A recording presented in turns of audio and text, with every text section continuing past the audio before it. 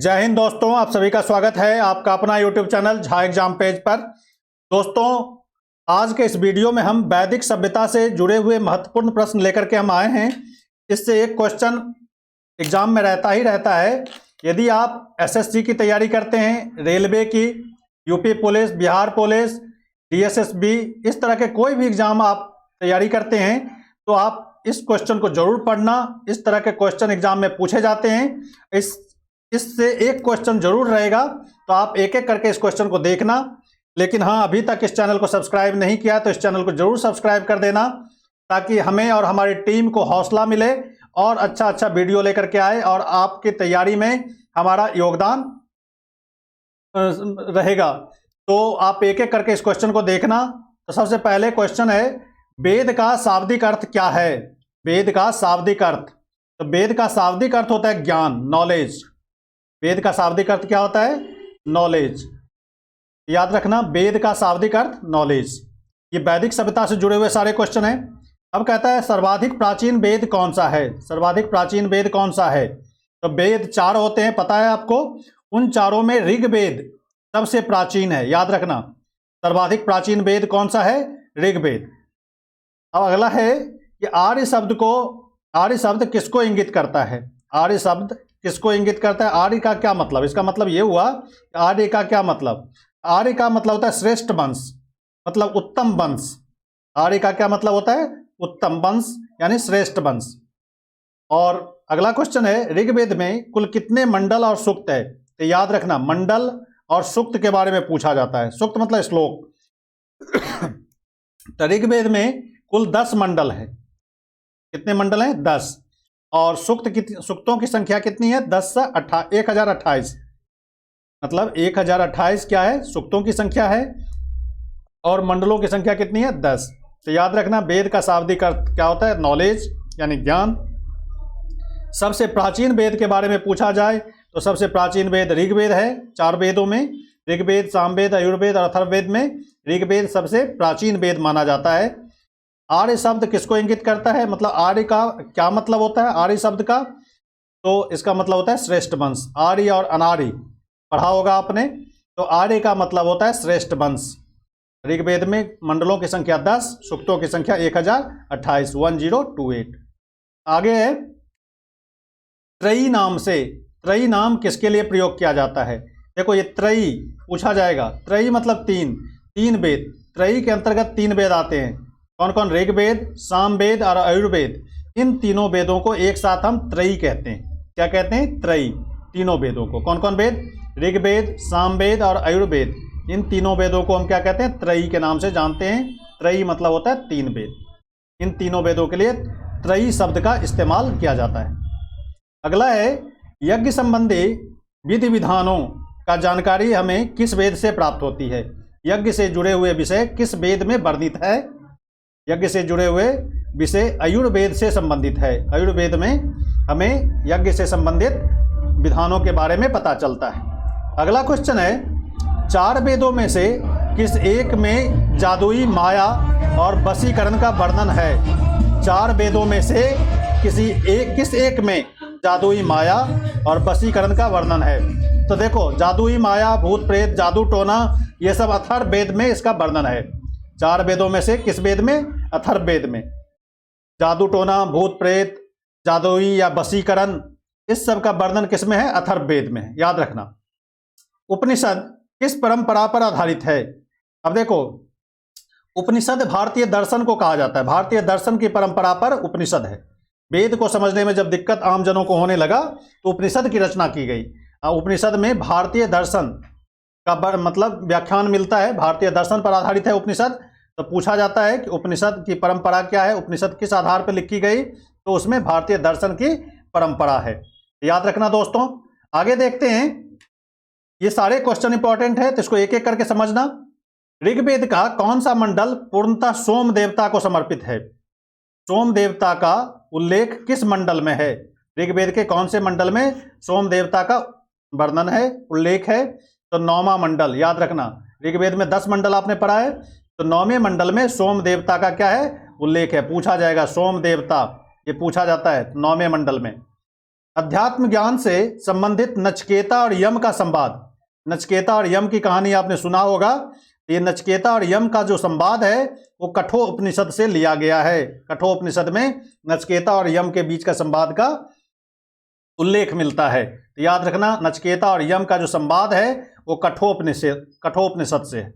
ये उपनिषद का हिस्सा है कठोपनिषद, तो कठोपनिषद में यह नचिकेता और यम का संवाद है, याद रखना।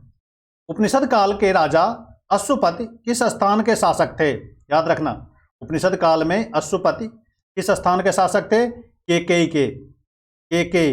याद रखना, उपनिषद काल के राजा अश्वपति केकई के राजा थे, शासक थे। अगला क्वेश्चन है, मोक्ष प्राप्त के साधन की चर्चा किस वैदिक साहित्य में की गई है? मोक्ष प्राप्त के साधन की चर्चा किस वैदिक साहित्य में, याद रखना, किस वैदिक साहित्य में की गई है? उपनिषद से। उपनिषद में मोक्ष प्राप्त की चर्चा हमें मिलता है, मोक्ष प्राप्त का उल्लेख मिलता है, किसमें? उपनिषद में। नेक्स्ट क्वेश्चन है, वैदिक नदी अस्किनी की पहचान किस नदी के रूप में की जाती है? अस्कनी किस नदी को कहा जाता है? वैदिक काल में किस नदी को अस्किनी कहा जाता था? तो याद रखना दोस्तों, चिनाब नदी को। वैदिक काल की ये नदी है अस्किनी, आज के दिनों में इसे चिनाब के नाम से जानते हैं। तो वैदिक कालीन नदी अस्किनी की पहचान किस रूप में की जाती है आजकल? तो चिनाब के रूप में। आरंभिक वैदिक साहित्य में सर्वाधिक बार वर्णित नदी कौन सी है? किस नदी का वर्णन, किस नदी का उल्लेख सबसे ज्यादा बार हुआ है वैदिक साहित्य में? वैदिक काल की जो साहित्य हैं उसमें किस नदी का वर्णन सबसे ज्यादा है? तो सिंधु नदी का। याद रखना, सिंधु नदी का वर्णन सबसे ज्यादा है वैदिक साहित्य में। तो ये आंसर यहाँ पर यदि पूछेगा वैदिक साहित्य में, वैदिक साहित्य मतलब वेद से जुड़ा हुआ, वेद जितने सारे वैदिक साहित्य हैं तो उसमें सिंधु नदी का वर्णन सबसे ज्यादा बार हुआ है, याद रखना। नेक्स्ट क्वेश्चन है, यहाँ पर दोस्तों कुछ नदियों के प्राचीन नाम दिए गए हैं। आज का कुछ प्रमुख प्राचीन शब्द दिए गए हैं। प्राचीन काल में आज के शब्दों को किस तरह से देखा जाता था, बोला जाता था? तो देखो यहाँ पर दिया हुआ है आधुनिक नाम। जैसे गाय को प्राचीन समय में मतलब वैदिक काल में अघन्या के नाम से जाना जाता था। क्या नाम से जाना जाता था? गाय को अघन्या, जिसका वध न किया जा सके, अघन्य। अघन्या के नाम से गाय को अघन्या कहा जाता था वैदिक काल में। राजा को गोपा कहा जाता था। याद रखना, वैदिक काल में राजा को किस नाम से जानते थे? गोपा के नाम से। अतिथि को, मेहमान को उस समय वैदिक काल में क्या कहा जाता था? गोहंता या गोहन कहा जाता था। गोहन मतलब क्या होता था वैदिक काल में? अतिथि। धनी व्यक्ति को गोमत कहा जाता था। धनी व्यक्ति को क्या कहा जाता था? गोमत। वैदिक काल में जो अमीर आदमी होते थे उसको क्या कहा जाता था? गोमत। याद रखना, गोमत कहा जाता था। युद्ध के लिए कौन कौन सा शब्द उस समय प्राचीन समय में मतलब वैदिक काल में यूज होते थे? तो गविष्ट, गेसु, गम्य युद्ध से जुड़े हुए शब्द थे, युद्ध के लिए इस्तेमाल होते थे। गविष्ट, गेसु और गम्य। पुत्री के लिए दुहिता कहा जाता था। दुहिता आज भी कहते हैं, दुहिता मतलब पुत्री। तो प्राचीन काल में पुत्री को दुहिता कहा जाता था। अनाज के लिए धान्य, याद रखना। मरुस्थल के लिए धन्य। मरुस्थल के लिए कौन सा शब्द इस्तेमाल होता था? धन्य। जब वैदिक साहित्य हम पढ़ते हैं तो उसमें इस शब्द का वर्णन होता है, इस शब्द का यूज है, तो उसका मतलब यही आज के दौर में लगाया जाता है, यही इसका मतलब होता है। उपजाऊ भूमि को क्या कहा जाता था? उर्वरा। जो पशुओं के चराने योग्य जमीन होते थे, पशुचारण योग्य भूमि, उसको खिल्ली कहा जाता था। हल से बनी नालियां, उसको सीता कहा जाता था। हल चलाने पर जो नालियां जैसी बन जाती है आकृति, उसको क्या कहा जाता था? सीता कहा जाता था। ये प्राचीन काल के कुछ शब्द हैं, तो इसको याद रखना। इसमें से पूछ देता है कि वैदिक काल में राजा को क्या कहा जाता था? आप याद रखना, गोपा कहा जाता था। पुत्री को दुहिता कहा जाता। युद्ध के लिए कौन सा शब्द प्रयोग होता था? गविष्ट या गेसु या गम, इनमें से कोई भी। तो ऐसे हल से बनी हुई नालियों को सीता कहा जाता था। याद रखना, ये पूछा गया क्वेश्चन है, सीता। मरुस्थल को धन्नो कहा जाता था। तो ये सब इस तरह से आप इसको याद कर लेना एक एक करके। इसमें से एक क्वेश्चन रहता है, कभी कभी पूछ देता है, रेलवे में तो पूछता है, तो आप इसको जरूर देखना। नेक्स्ट है, कौन सा वेद ऋग्वेद पर आधारित संगीतमय ऋचाओं का संकलन है? यानी गायन वेद कौन सा है, संगीत में कौन सा जिसको गाया जा सकता है? तो याद रखना, सामवेद। ऐसे भी पूछ देता है गायन वेद कौन सा है, तो सामवेद गायन वेद है। तो कहता है ऋग्वेद पर आधारित संगीतमय ऋचाओं का संकलन किसमें है? सामवेद में। वर्ण व्यवस्था का सर्वप्रथम विवरण कहाँ से प्राप्त होता है? वर्ण व्यवस्था का सर्वप्रथम विवरण हमें ऋग्वेद के 10वें मंडल में प्राप्त होता है। याद रखना, ऋग्वेद के 10वें मंडल में वर्ण व्यवस्था था। 4 वर्ण, ब्राह्मण, क्षत्रिय, वैश्य और शूद्र, ये 4 वर्ण की स्थापना की गई थी। इसका उल्लेख ऋग्वेद में है। ऋग्वेद के कहाँ पर? ऋग्वेद के 10वें मंडल में, 10वें भाग में। याद रखना, ऋग्वेद के 10वें भाग में हमें वर्ण व्यवस्था का उल्लेख मिलता है 10वें मंडल में। याद रखना इसे। पूर्व वैदिक काल, प्री वैदिक पीरियड में किन 2 संस्थाओं का राजा पर नियंत्रण होता था? सभा और समिति। याद रखना, सभा और समिति। पूर्व वैदिक काल में इन दोनों संस्थाओं पर राजा का नियंत्रण होता था। ये प्रजापति की 2 पुत्रियां भी कही जाती थी उस समय, सभा और समिति। तो पूर्व वैदिक काल की 2 संस्थाओं जिस पर राजा का नियंत्रण होता था, सभा और समिति। सभा होता था पढ़े लिखे विद्वान लोगों का, और समिति होता था आम जनता का, जो राजा को सलाह देता था। तो सभा और समिति पढ़े लिखे विद्वान जनों का सभा होती थी, जो राजा को सलाह देता था, और समिति आम जनों का होता था संगठन। तो सभा और समिति, इन दोनों संस्थाओं पर राजा का नियंत्रण होता था वैदिक काल। वैदिक देवताओं का पुरोहित किसे माना जाता था? वैदिक देवताओं का पुरोहित, याद रखना, वैदिक देवताओं का पुरोहित किसे माना जाता था? बृहस्पति को। तो बृहस्पति को वैदिक देवताओं का पुरोहित कहा जाता था। अगला है, ऋग्वैदिक काल में निष्क शब्द, याद रखना, निष्क, इस निष्क के बारे में पूछा जाता है, का प्रयोग आभूषण के लिए होता था। ऋग्वैदिक काल में निष्क का प्रयोग जो होता था आभूषण के लिए, लेकिन बाद के कालों में, परवर्ती कालों में इसका प्रयोग किसके लिए किया जाने लगा? तो निष्क मतलब सिक्का। तो वैदिक काल में, ऋग्वैदिक काल में निष्क शब्द का प्रयोग किसके लिए होता था? आभूषण के लिए होता था। लेकिन बाद के समय में, वैदिक काल के बाद के समय में, निष्क का मतलब क्या हो गया? सिक्का, क्वाइन। याद रखना, निष्क शब्द का मतलब क्वाइन भी होता है। कब? परावैदिक काल के लिए, वैदिक काल के बाद के समय के लिए, और वैदिक काल में इसे आभूषण के लिए इस्तेमाल किया जाता था। अगला है, पुरुषमेध प्रथा का उल्लेख किस ग्रंथ में मिलता है? पुरुषमेध प्रथा, ये शतपथ ब्राह्मण में। याद रखना, पुरुषमेध प्रथा का वर्णन किस में है? शतपथ ब्राह्मण में। नेक्स्ट क्वेश्चन है, ईरान से भारत में आर्यों के आने की सूचना किस अभिलेख से प्राप्त होती है? ईरान से भारत में आर्य लोग आए। आर्य का मतलब अभी बताया था, श्रेष्ठ वंश, तो अपने आप को श्रेष्ठ कहते थे। तो आने की सूचना हमें किस अभिलेख से प्राप्त होता है? तो ये बोगज कोई अभिलेख, याद रखना, इस अभिलेख में हमें सूचना मिलती है कि ईरान से आर्य लोग आए थे, मध्य एशिया से आए थे। तो बगोज कोई अभिलेख, याद रखना, इसमें हमें ईरान से भारत आए आर्यों की सूचना हमें इस अभिलेख में, बोगज कोई अभिलेख में।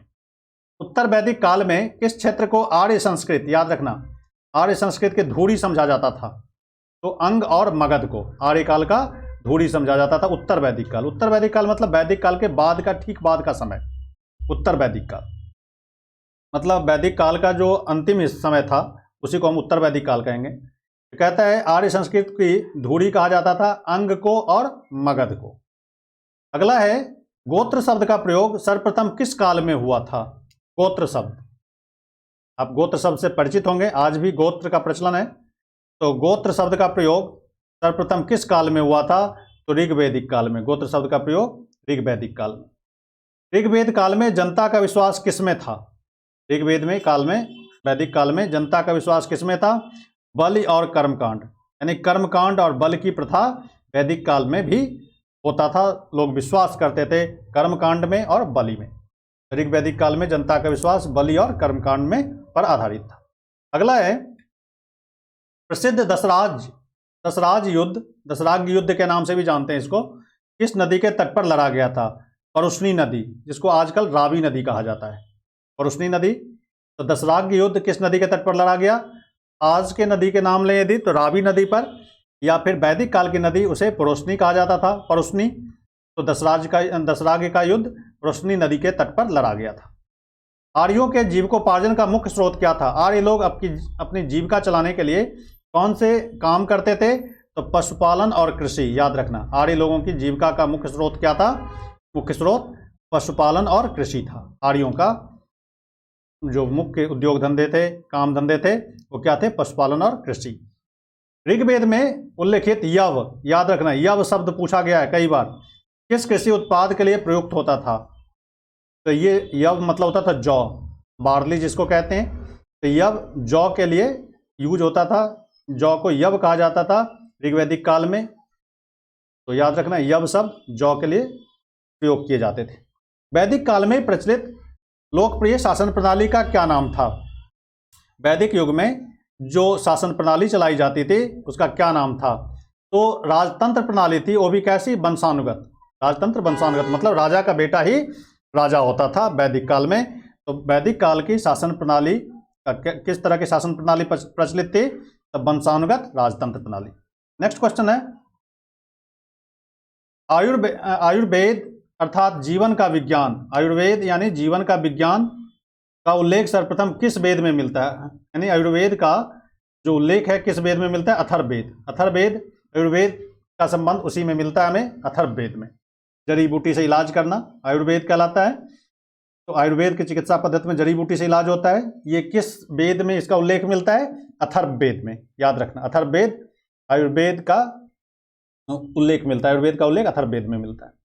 अगला क्वेश्चन है, गायत्री मंत्र का उल्लेख, याद रखना, गायत्री मंत्र का उल्लेख किस ग्रंथ में मिलता है? याद रखना, गायत्री मंत्र का उल्लेख ऋग्वेद के तीसरे मंडल में, मतलब ऋग्वेद के तीसरे मंडल में गायत्री मंत्र का उल्लेख हमें मिलता है। गायत्री मंत्र का उल्लेख ऋग्वेद के तीसरे मंडल में। अगला है, ऋग्वेद में किसको युद्ध का देवता समझा जाता था? ऋग्वेदिक काल में युद्ध का देवता किसे माना जाता था? इंद्र को। इंद्र को युद्ध का देवता माना जाता था, याद रखना। और पूर्व वैदिक आर्यों का सर्वाधिक लोकप्रिय देवता कौन थे? ये भी इंद्र ही थे, याद रखना। पूर्व वैदिक काल मतलब वैदिक काल के पहले हिस्से में तो जो सबसे प्रिय देवता थे वो कौन थे? इंद्र थे, याद रखना। नेक्स्ट क्वेश्चन है, गायत्री मंत्र की रचना किसने की थी? याद रखना, गायत्री मंत्र की रचना किसने की? तो विश्वामित्र ने। गायत्री मंत्र की रचना विश्वामित्र ने की। अगला है, श्रीमद् भगवत गीता मूल रूप से किस भाषा में लिखी गई थी? भगवत गीता मूल रूप से किस में लिखी गई है? संस्कृत में। भगवत गीता का जो मूल स्वरूप है वो संस्कृत भाषा में। अगला ये भी क्वेश्चन पूछा गया, कई बार पूछा गया है, याद रखना, सत्यमेव जयते किस ग्रंथ से लिया गया है? सत्यमेव जयते ये मंडोक उपनिषद से लिया गया है। सत्यमेव जयते हमारा राष्ट्रीय वाक्य है। सत्यमेव जयते कहाँ से लिया गया? मुंडोक उपनिषद से। अगला क्वेश्चन है, आगे एक चार्ट, यहाँ पर कुछ नदियों के नाम हमने संकलन कर दिए हैं यहाँ पर। जैसे ऋग्वैदिक काल की कुछ नदियाँ जिसके बारे में पूछा जाता है, ये प्राचीन नाम है उन नदियों का, ये आधुनिक नाम आज इस नाम से जानते हैं। वितस्ता झेलम को कहा जाता है। झेलम नदी को वैदिक काल में, ऋग्वैदिक काल में क्या कहा जाता था? झेलम को वितस्ता कहा जाता था। व्यास को विपाशा कहा जाता था, याद रखना, व्यास को विपाशा। घग्गर को दृश्यद्वती कहते थे या दृश्यद्वती कहते थे, दृश्यद्वती घग्गर को कहा जाता था। और कुर्रम कहा जाता है, कुर्रम नदी को प्रभु कहा जाता था प्राचीन वैदिक काल में। ऋग्वैदिक काल में प्रभु को क्या कहा जाता है? प्रभु कहा जाता था, किसको? कुर्रम को। और काबुल को कुंभा, गंडक को सदानीरा। जो हम क्वेश्चन इंपॉर्टेंट है उसमें हमने यहाँ पे टिक लगा दिया, वही क्वेश्चन को हमने सिलेक्ट करके लाया है। ये पूछा हुआ क्वेश्चन है जिस पर हम स्टार मार्क लगाते हैं, ये हाल में पूछे गए क्वेश्चन है। गंडक को सदानीरा। और चिनाब कहा जाता था, चिनाब नदी को उस समय में अस्किनी कहा जाता था। ऋग्वैदिक काल में चिनाब नदी को क्या कहा जाता था? अस्किनी। ये क्वेश्चन सब पूछे गए हैं। वितस्ता झेलम, याद रखना, व्यास को विपाशा, ये पूछा गया है। नेक्स्ट है, आगे कुछ और नदियां हैं, जैसे सतलज नदी को ऋग्वैदिक काल में क्या कहा जाता था? शतुद्री। शतुद्री सतलज को कहा जाता था। गोमती को प्राचीन वैदिक काल में, ऋग्वैदिक काल में गोमल कहा जाता था। सिंधु को सिंधुई कहा जाता था। घग्गर सरस्वती और सुषोमा सोहन, सुवास्तु स्वात, याद रखना, सरस्वती घग्गर। घग्गर नदी को उस समय सरस्वती के नाम से, सिंधु सिंधुई था और गोमती को गोमुल। तो याद रखना दोस्तों, ये सब कुछ नदियों के प्राचीन नाम इधर दिए गए हैं। ये प्राचीन नाम है, ये आज का नाम। तो जो पेपर में पूछा जाता है ऋग्वैदिक काल की नदियाँ जो आज किस नाम से जाना जाता है, यहाँ पर सामने दिया है, तो आप इसको याद करना। बार बार पढ़ोगे तो याद हो जाता है। तो आज इस वीडियो में आगे देखते हैं और क्या है। अगला क्वेश्चन है ऋग्वेद की मूल लिपि क्या थी। अब यहाँ पर देखो ऋग्वेद की मूल लिपि क्या है, तो ऋग्वेद की मूल लिपि क्या है, ब्राह्मी लिपि में लिखा गया है ऋग्वेद। जीविकोपार्जन हेतु वेद वेदांग पढ़ाने वाले अध्यापक क्या कहलाता था। वेद या वेदांग को पढ़ाने वाले लेखक को उपाध्याय कहा जाता है। क्या कहा जाता था, जो अपनी जीविका चलाने के लिए, अपना घर चलाने के लिए वेद और वेदांग पढ़ाते थे अपने छात्रों को, उसे क्या कहा जाता था, उपाध्याय। याद रखना। राजा की उत्पत्ति का सिद्धांत किस ब्राह्मण ग्रंथ में मिलता है। राजा की उत्पत्ति का सिद्धांत किस ब्राह्मण ग्रंथ में मिलता है, ऐतरेय ब्राह्मण। याद रखना, ऐतरेय ब्राह्मण में राजा की उत्पत्ति का सिद्धांत हमें प्राप्त होता है। अगला है शल्वसूत्र किस विषय से संबंधित पुस्तक है। शल्वसूत्र किस विषय से संबंधित पुस्तक है, तो ज्यामिति का ये शल्वसूत्र। याद रखना, शल्वसूत्र ये किस विषय का है, तो मैथ का है, ज्यामिति से जुड़ा हुआ विषय है। शल्वसूत्र में किस विषय से संबंधित पुस्तक है, तो ज्यामिति से। अगला क्वेश्चन है अस्तोमा सदगमय वाक्यांश कहाँ से लिया गया है। अस्तोमा सदगमय, तमसोमा ज्योतिर्गमय, ये कहाँ से लिया गया है, तो यह है बृहदारण्यक उपनिषद से। बृहदारण्यक उपनिषद से तमसो अस्तोमा सदगमय, वहीं से ये लिया गया है। कौन से उपनिषद से, बृहदारण्यक उपनिषद से। चरक संहिता नामक पुस्तक किस विषय से संबंधित है, तो चरक संहिता आपको पता है चिकित्सा से जुड़ी हुई, तो चरक संहिता में संहिता नियम कानून की किताबें, चरक संहिता चिकित्सा से संबंधित है। याज्ञवल्क्य और गार्गी संवाद, ये भी बहुत ही फेमस क्वेश्चन।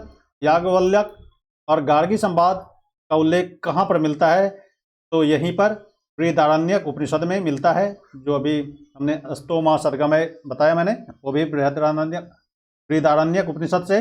और याज्ञवल्क्य और गार्गी का जो संवाद है वो भी बृहदारण्यक उपनिषद में हमें मिलता है। नेक्स्ट क्वेश्चन है वैदिक काल में लंबे समय तक अविवाहित रहने वाली कन्या को क्या कहा जाता था। ये बहुत ही फेमस क्वेश्चन, कई बार पूछा गया है, रेलवे का तो ये फेमस क्वेश्चन है। वैदिक काल में लंबे समय तक अविवाहित रहने वाली कन्या को आमुज कहा जाता था। क्या कहा जाता था, आमुज। जो लंबे समय तक मतलब देर से शादी करती थी जो लड़कियां, उसे क्या कहा जाता था, आमुज कहा जाता था। वैदिक काल में द्विज श्रेणी में कौन कौन शामिल थे। द्विज श्रेणी में कौन कौन थे, तो ब्राह्मण, क्षत्रिय और वैश्य को क्या कहा जाता था, द्विज कहा जाता था। तो याद रखना दोस्तों, वैदिक काल में द्विज किसे कहा जाता था, ब्राह्मण, क्षत्रिय और वैश्य को। तो दोस्तों आज के इस वीडियो में बस इतना ही, फिर हम लेकर के आएंगे नए वीडियो में कुछ नए सवाल। तब तक आपने इस चैनल को सब्सक्राइब नहीं किया तो इस चैनल को जरूर सब्सक्राइब कर देना, ताकि हमें हौसला मिले और अच्छा वीडियो लेकर के आएँ। आज बस इतना ही। Thank you very much. जय हिंद।